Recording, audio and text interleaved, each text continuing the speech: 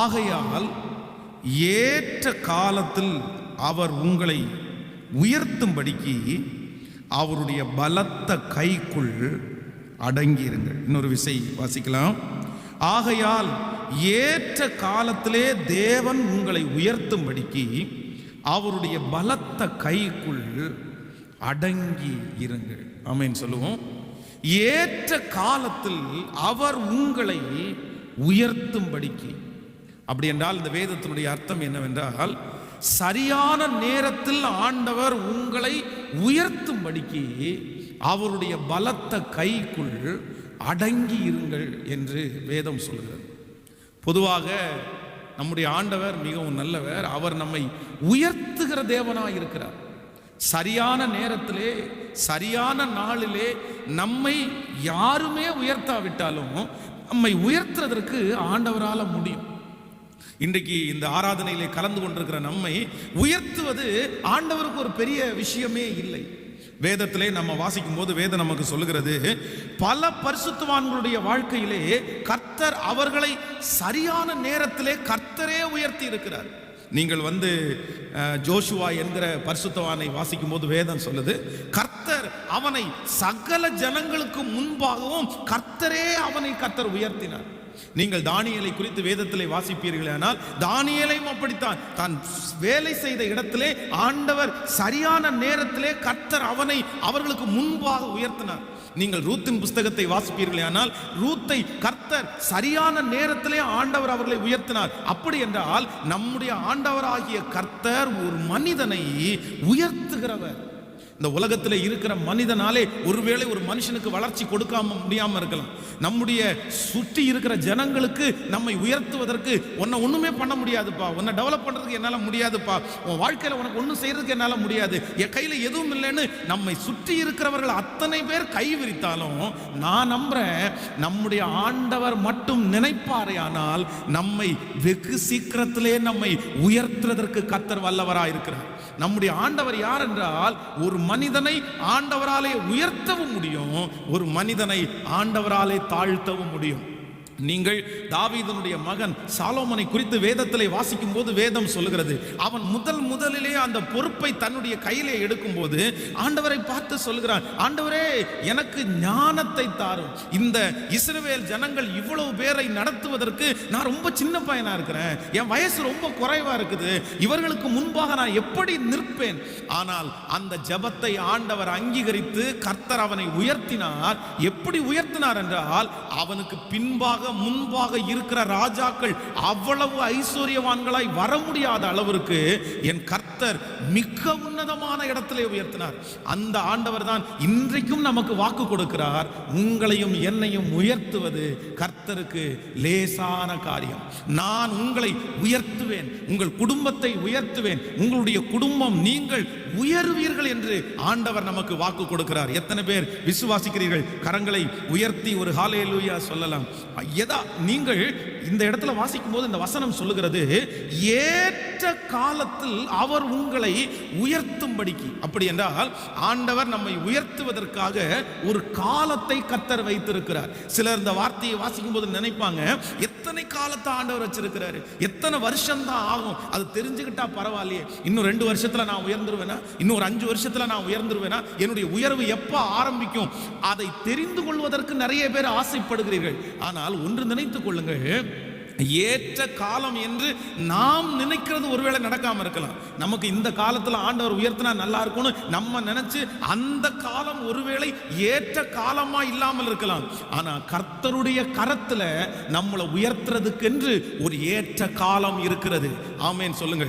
அந்த நேரத்திலே நீங்கள் எப்படிப்பட்ட சூழ்நிலையில் இருந்தாலும், நீங்கள் எங்கே இருந்தாலும், என் கர்த்தருக்கு உங்களை உயர்த்துவது பெரிய காரியமே அல்ல.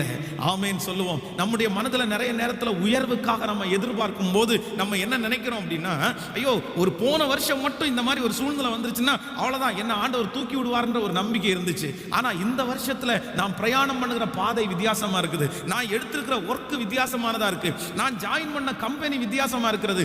இப்படியே உங்களுடைய மனதுக்குள்ளே உங்களுடைய உயர்வை குறித்து, நான் இப்பொழுது கடந்து போகிற பாதையை வைத்து என்னை உயர்த்த முடியாது, என்னை ஆசீர்வதிக்க முடியாது அப்படின்னு உங்க மனதில் நீங்கள் நினைப்பீர்களே, ஆனால் நான் நம்புறேன், என்னுடைய ஆண்டவரை பொறுத்த வரைக்கும் ஒரு மனிதனை உயர்த்த வேண்டும் என்று நினைப்பாரே ஆனால் எந்த இடத்திலையும், எப்படிப்பட்ட சூழ்நிலையிலையும், எந்த மனிதர்களுக்கு முன்பாகவும் நம்மை உயர்த்துவதற்கு கர்த்தராலே முடியும். நம்புறவர்கள் கரங்களை தட்டி கர்த்தருடைய நாமத்தை மகிமைப்படுத்தலாம். அவருக்கு சூழ்நிலை ஒரு பெரிய விஷயம் அல்ல, அவருக்கு நீங்கள் கடந்து போகிற பாதை ஒரு பெரிய விஷயம் அல்லன்னு நான் நம்புறேன். ஆமென் சொல்லுங்கள்.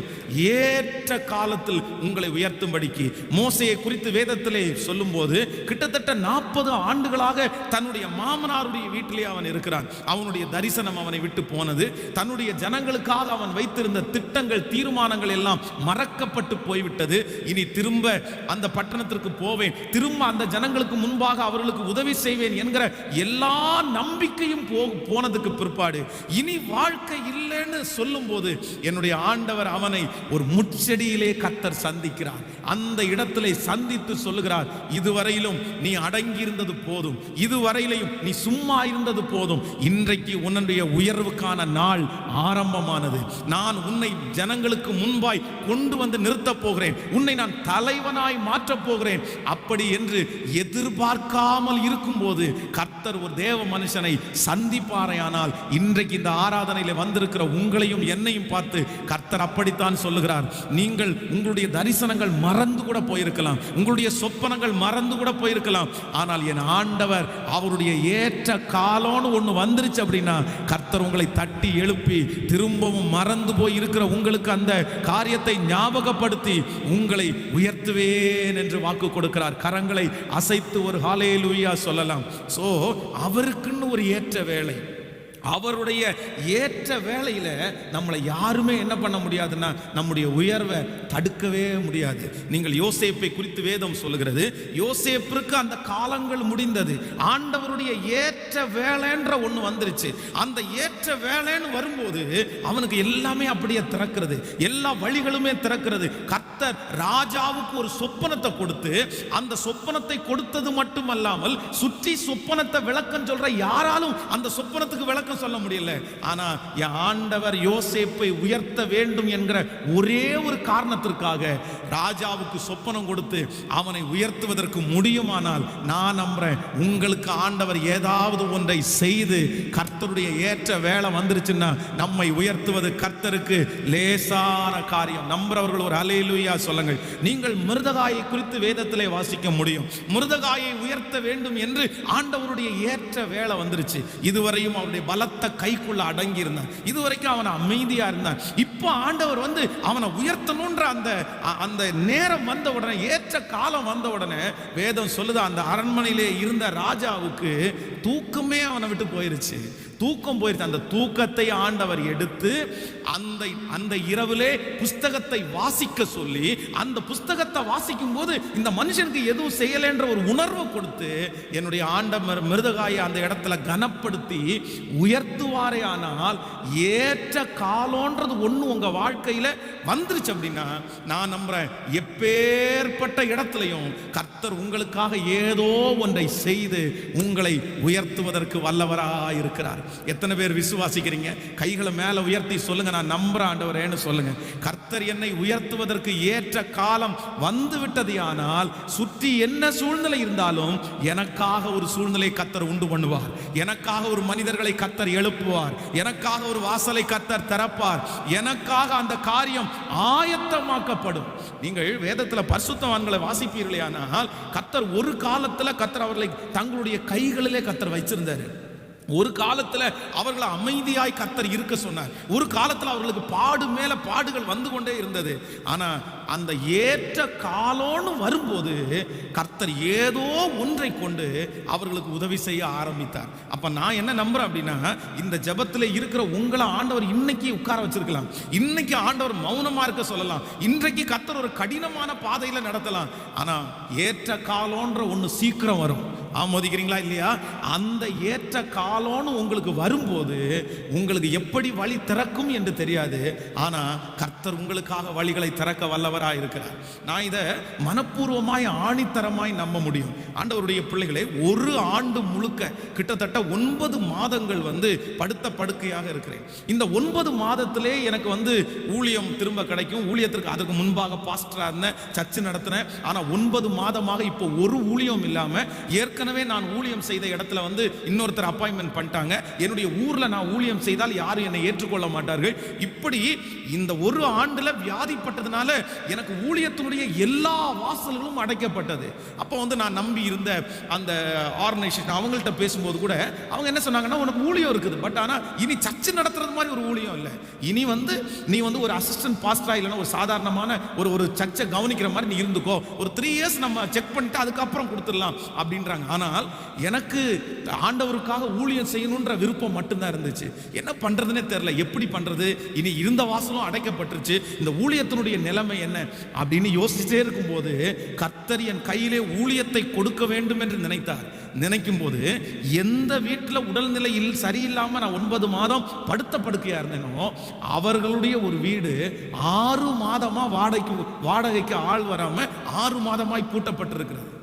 திடீர்னு அவங்க ஒரு வார்த்தை சொல்றாங்க, இந்த மாதிரி இந்த வீடு 6 மாதமாய் மூடப்பட்டிருக்குது, அந்த இடத்துல வேணா நீங்க பிரேயர் ஆரம்பிச்சா என்ன? அப்ப நான் என்ன நம்புறேன் அப்படின்னா, அந்த 6 மாதமாய் அந்த வீடு பூட்டப்பட்டிருந்தது கர்த்தருடைய ஊழியத்தை செய்வதற்காகத்தான் அப்படின்னு நினைச்சு அதுல ஆரம்பித்த ஊழியத்தை தான் கர்த்தர் உயர்த்தி கொண்டு வந்திருக்கிறார். அப்ப நான் என்ன நம்புறேன் அப்படின்னா, ஏற்ற காலத்துல ஆண்டவர் உங்களை உயர்த்துவார். ஆண்டவர் உயர்த்துகிற காலம் வந்துச்சு அப்படின்னா கர்த்தர் எதையும் யாரையும் கொண்டு அந்த காரியத்தை செய்வார். நீங்கள் முன்பாக இருக்கிறதை பார்க்க வேண்டாம், சூழ்நிலைகளை பார்க்க வேண்டாம். என் கர்த்தர் உயர்த்துவதற்கு ஏற்ற காலம் வந்துவிட்டால் உங்களுக்கு காரியங்கள் தன்னை போல திறக்கும். நமக்கு வழிகள் தன்னை போல திறக்கும். அதுதான் நம்முடைய தேவனாகிய கர்த்தர். அல்லேலூயா. ஒரு மனிதனுக்கு கர்த்தர் தூக்கத்தை கொடுக்கவும் முடியும். உங்களை உயர்த்தணும்னு கர்த்தர் நினைச்சா ஒரு மனுஷனுக்கு தூக்கத்தை கொடுக்கவும் செய்வாரு, ஒரு மனுஷனுடைய தூக்கத்தை எடுக்கவும் செய்வாரு.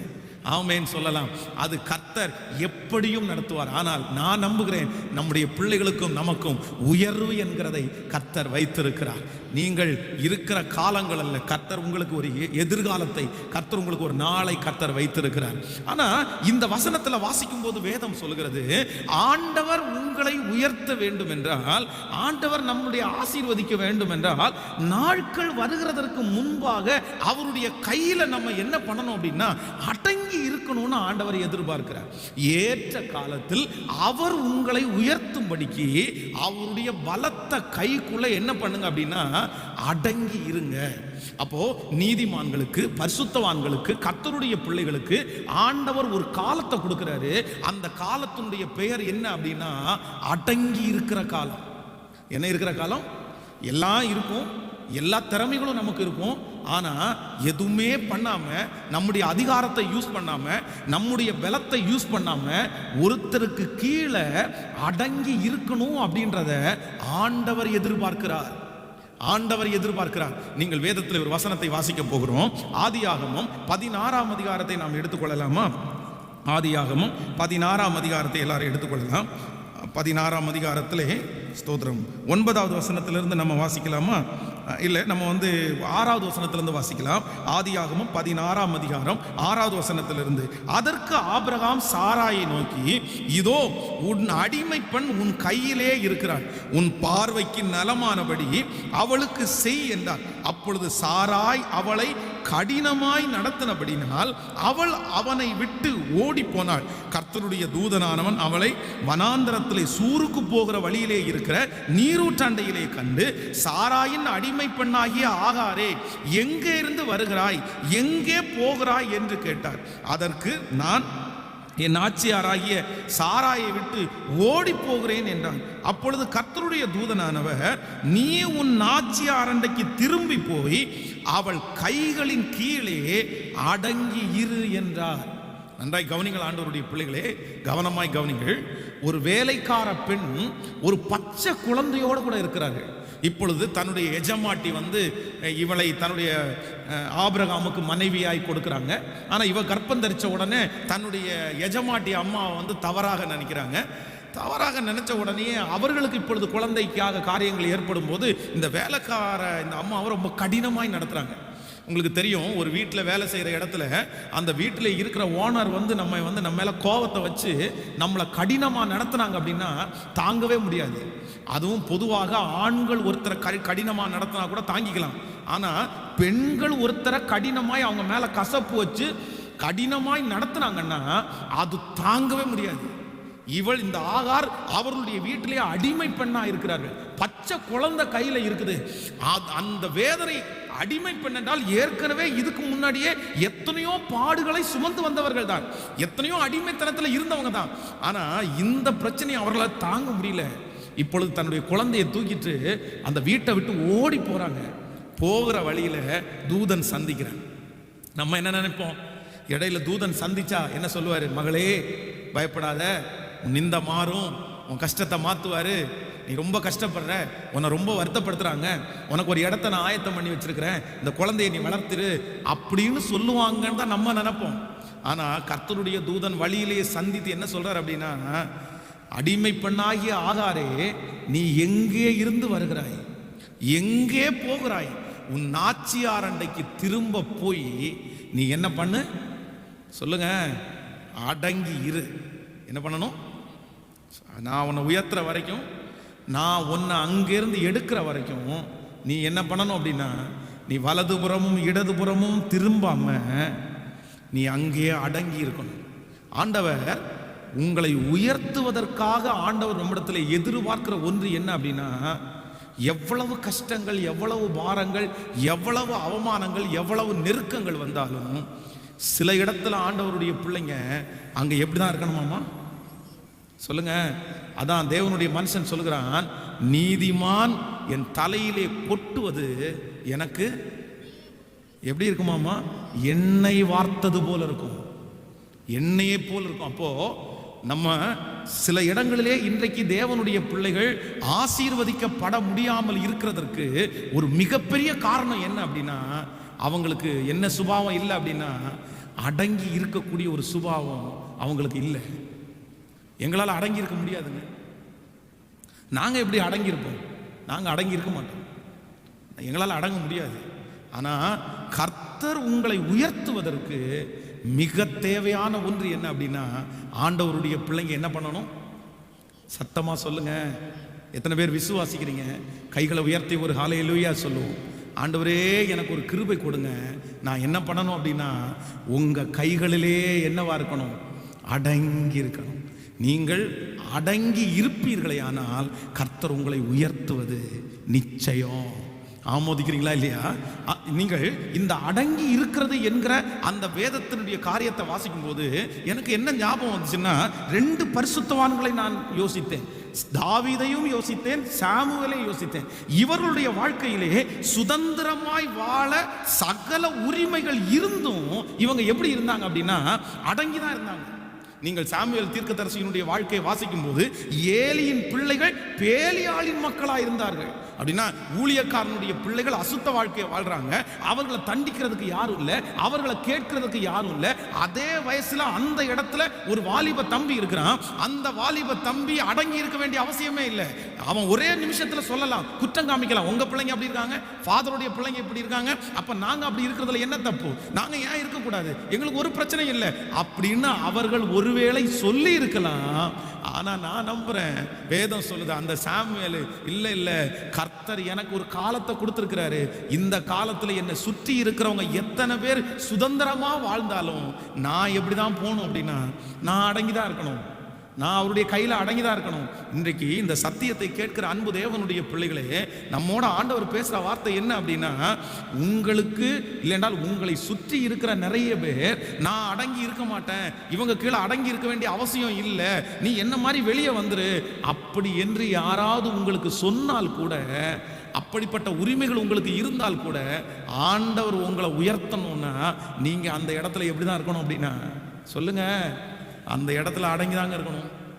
உங்களுக்கு வல்லமை இருக்குது, உங்களுக்கு திறமை இருக்குது, உங்க மேனேஜர் உங்களை விட குறைஞ்சவர் அப்படி என்கிறதற்காக நம்ம வந்து சுதந்திரத்தை விரும்பிடவே கூடாது. தாவீதை குறித்து வேதம் சொல்லுகிறது, அவனை தேவன் ராஜாவாக அபிஷேகம் பண்ணி விட்டார். கர்த்தர் ஒரு மனுஷனை ராஜாவாக அபிஷேகம் பண்ணின பிற்பாடு கண்டிப்பாக அவர் வாக்கு மாற மாட்டார். தாவீது ராஜாவாவான் என்று யாருக்கு தெரியுமோ இல்லையோ, தாவீதுக்கு நன்றாகவே தெரியும். ஏன் அப்படின்னா, சாமுவேல் தாவீதைத்தான் ராஜாவாக அபிஷேகம் பண்ணுகிறார், எருத்தருக்கும் சொல்லல. அந்த நாட்களில் ஒருவேளை அப்படி அவனை ராஜாவாய் மாற்றினதை நினைத்து பிரச்சனை வந்துடும் அப்படின்னு சொல்லி யாருக்குமே தெரியாம தாவீதை ராஜாவாக அபிஷேகம் பண்ணிட்டாரு. தாவீது ராஜாவா அபிஷேகம் பண்ணது சாமுவேலுக்கும் தாவீதுக்கும் தான் தெரியும். ஆனா தாவீதுக்கு ஒரு பெரிய நிச்சயம் இருக்குது, நான் கண்டிப்பா ராஜாவாவேன், கர்த்தர் அபிஷேகம் பண்ணிட்டாரு, நான் இன்னைக்கு எழும்பி இவனுக்கு விரோதமா எழும்பி உடனே ராஜாவாகணும்னு நினைக்கல. சவுல் எத்தனை போராட்டங்களை கொடுத்ததற்கு பிற்பாடும் தாவீது என்ன பண்ணாருன்னா, அவருடைய கையில எப்படி இருந்தாரு? சத்தமா சொல்லுங்க. அதுதான் வேதம் சொல்லுது, உங்களுக்கு சூழ்நிலைகள் சுதந்திரமாய் வாழ்வதற்கு இருந்தாலும் நீங்க அவருடைய கையில எப்படி இருக்கணுமாமா? கர்த்தர் உங்களுக்கு வச்சிருக்கிற இடத்துல எப்படி இருக்கணுமாமா?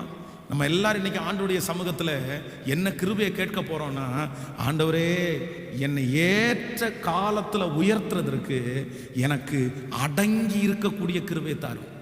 என்ன கிருபை? சத்தமா சொல்லுங்க. அவருடைய கையில எப்படி இருக்கணுமாமா?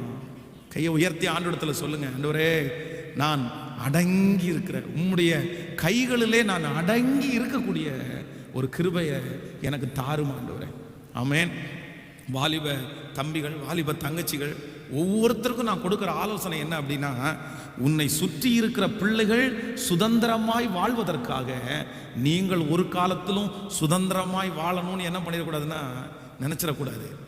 அவன் சுதந்திரமா வாழ்றானே, அவனை தடுக்கிறதுக்கு யாரும் இல்லை. அவங்க அப்பா அவனை தடுக்கிறது இல்லை, அவங்க அம்மா அவனை கேள்வி கேட்கறது இல்லை, அவங்க கூட பிறந்தவங்க கேள்வி கேட்கறது இல்லை. என்ன மட்டும் கேள்வி கேட்குறீங்க, என்ன மட்டும் அடக்கி வைக்கிறீங்க, என்ன மட்டும் பிடிச்சி வைக்கிறீங்க. நானும் அவனை மாதிரி சுதந்திரமா போக வேண்டியதானே, நானும் அவனை மாதிரி சினிமாவுக்கு சுதந்திரமா போவேன், நானும் அவனை மாதிரி சுதந்திரமா ஃபோன் பேசுவேன், நானும் அவனை மாதிரி சுதந்திரமா எல்லா இடத்துக்கும் போவேன் அப்படின்னு இன்னைக்கு நிறைய வாலிப தம்பிகளும் தங்கச்சிகளும் நிறைய பேர் சொல்லுகிறார்கள். ஆனால் ரொம்ப அன்பா சொல்றேன், உன்னுடைய வாழ்க்கையிலே இருக்கிற மிகப்பெரிய ஆபத்து என்ன அப்படின்னா, உனக்கு கிடைக்கிற சுதந்திரம் தான் உனக்கு கிடைக்கிற மிகப்பெரிய ஆபத்து. மிகப்பெரிய ஆபத்து. நம்முடைய வாழ்க்கை இன்னைக்கு இருக்கிற உலகம் எதை ரொம்ப விரும்புறாங்க அப்படின்னா, சுதந்திரத்தை தான் விரும்புறாங்க. சுதந்திரம் வேணும்னு விரும்புறாங்க. எனக்கு ஒரு சுதந்திரமான வாழ்க்கை வேணும், நான் சுதந்திரமா வாழணும், என்னை யாரும் கண்ட்ரோல் பண்ணக்கூடாது, நான் யாருடைய கண்ட்ரோலை நான் இருக்க மாட்டேன், எனக்கு அது தேவையில்லை, எனக்கு அது வேண்டாம் அப்படின்னு நினைக்கிறாங்க. ஆனால் இன்றைக்கு மேலை நாடுகள், பல தேசங்கள் இன்றைக்கு அழிவின் பாதையிலே போய்கொண்டிருக்கிறதுக்கு காரணம் என்ன அப்படின்னா, அவர்களுக்கு கிடைக்கப்பட்ட சுதந்திரம் தான் அவர்களுடைய வாழ்க்கையிலே அவர்களை கஷ்டத்துக்கு நேராய் போகிறது. நான் நம்புறேன், நீங்க அடங்கி இருக்கிற வரைக்கும் உங்களை ஆண்டவர் ஆசீர்வதிக்கிறதுக்கு வல்லவராக இருக்கிறார்.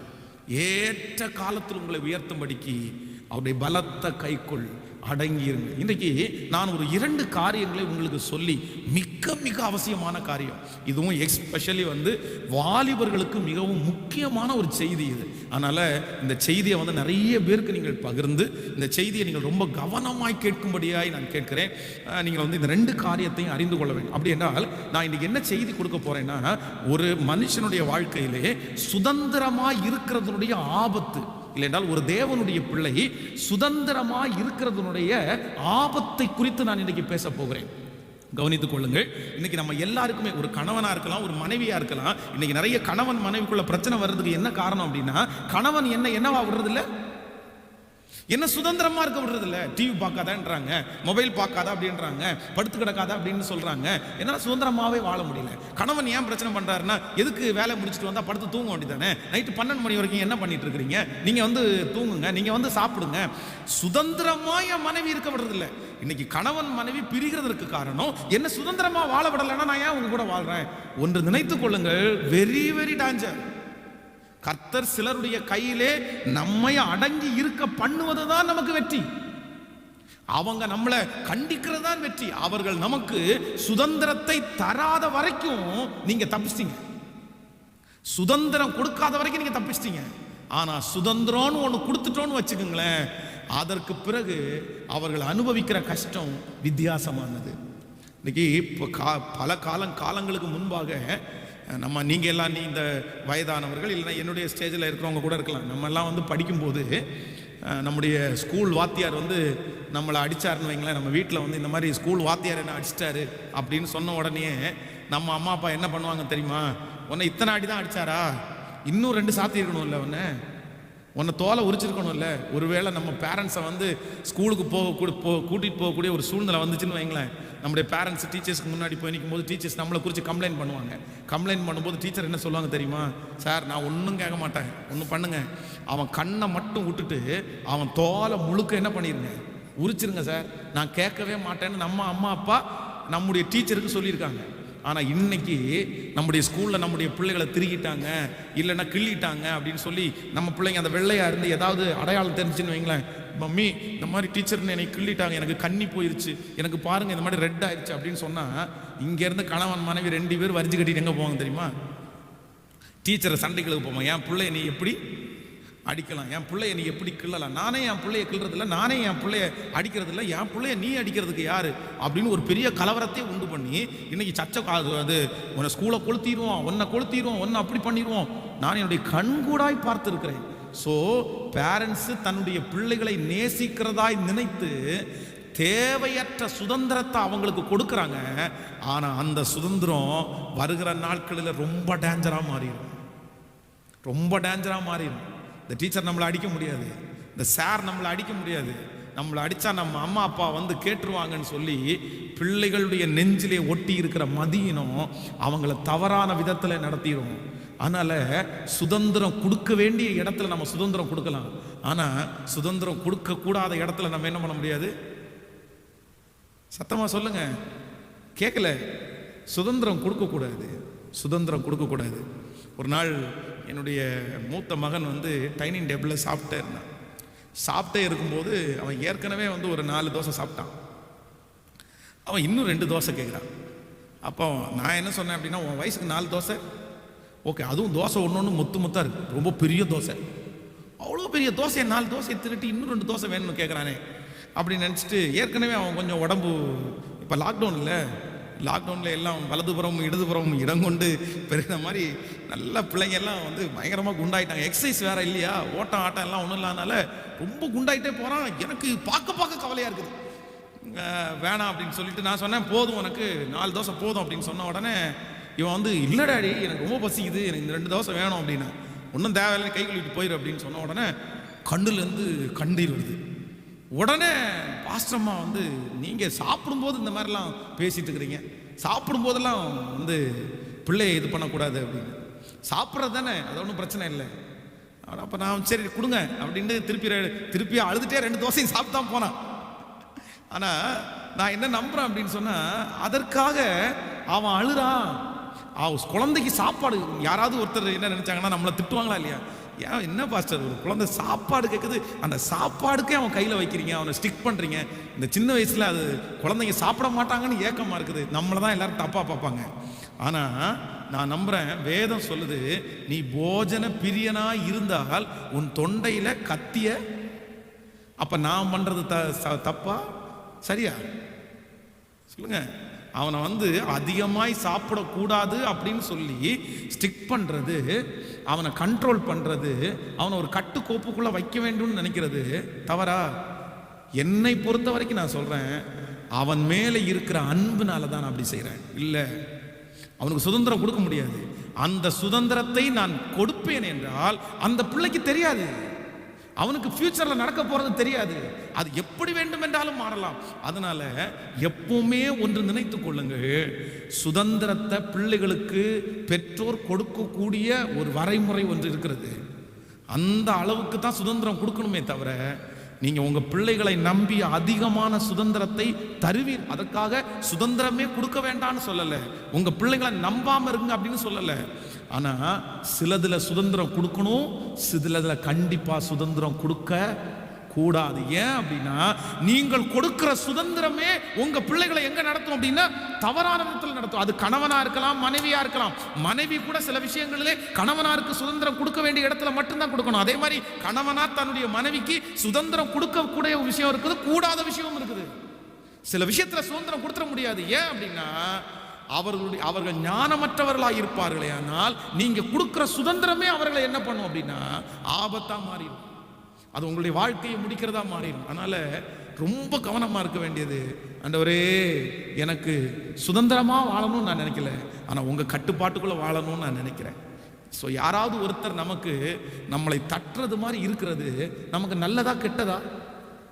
சொல்லுங்க எல்லாரும், நல்லதா கெட்டதா? நமக்கு நிறைய பேர் என்ன சொல்லுவாங்கன்னா, கிழவன் எப்போ சாவான், அதான் திண்ணை எப்போ காலியாகும் அப்படின்னு நினச்சி, எப்படா இவர் போவார், எப்படா இவர், ஒரே டார்ச்சராக இருக்குது, அப்படியே ரொம்ப ரொம்ப கஷ்டமாக இருக்குது அப்படின்னு. இல்லை இல்லை இல்லை இல்லை, சிலரை கர்த்தர் நமக்கு தலைவர்களாய் வைத்து நம்மளை தட்டி கொடுக்கறது நமக்கு நல்லதுன்னு வாயில் வரமாட்டேங்குது. நல்லதா கெட்டதா? ஆமேன், நமக்கு மிகவும் நல்லது, மிகவும் நல்லது. அதனால் யாராவது ஒருத்தர் நம்மளை ஸ்டிக் பண்ணும்போது நம்ம என்ன பண்ணணும் அப்படின்னா சந்தோஷப்படணும். என்னை சரியான முறையிலே நடத்துவதற்கு கர்த்தர் இந்த நபரை எனக்கு என்ன பண்ணியிருக்கிறார், தந்திருக்கிறார். சில வீட்டில் கணவனார் மனைவி அப்படி சில விஷயத்தில் இது பண்ணி இந்த மாதிரி இருங்க, இந்த மாதிரி இருங்க. சில விஷயத்தில் கணவனார் மனைவியை நான் சொல்கிறேன் மிகவும் நன்மைக்கு. ஆமேன்.